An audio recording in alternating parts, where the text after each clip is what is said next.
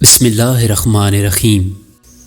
حضرت علی رضی اللہ تعالیٰ عنہ کو اللہ رب العزت نے ایک الگ ہی مرتبے اور مقام سے نوازا تھا، اور آپ رضی اللہ تعالیٰ عنہ کی فہم و فراست کے لیے اللہ تعالیٰ کے حبیب سرکار دو جہاں حضرت محمد صلی اللہ علیہ وسلم نے دعا فرمائی تھی، اور یہ آپ صلی اللہ علیہ وسلم کی دعا کی برکت تھی کہ آج بھی شیر خدا کی فہم و فراست کے چرچے پوری دنیا میں ہیں۔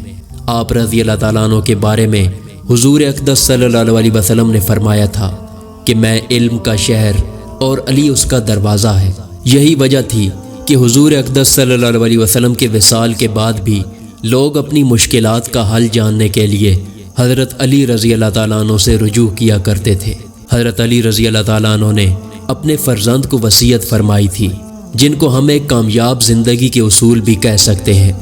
حضرت علی رضی اللہ تعالیٰ عنہ نے اپنے فرزند حضرت حسن رضی اللہ تعالیٰ عنہ سے فرمایا کہ 4 باتیں یاد رکھو، ان کے ہوتے ہوئے جو کچھ کرو گے وہ تمہیں نقصان نہ پہنچائے گا۔ آپ نے فرمایا کہ سب سے بڑی ثروت عقل و دانش ہے، سب سے بڑی ناداری حماقت اور بے عقلی ہے، سب سے بڑی وحشت غرور خود بینی ہے، اور سب سے بڑا جوہر ذاتی حسن اخلاق ہے۔ اے فرزند، بے وقوف سے دوستی نہ کرنا، کیونکہ وہ تمہیں فائدہ پہنچانا چاہے گا تو نقصان پہنچائے گا۔ اسی طرح بخیل سے دوستی نہ کرنا، کیونکہ جب تمہیں اس کی مدد کی انتہائی ضرورت ہوگی تو وہ تم سے دور بھاگے گا۔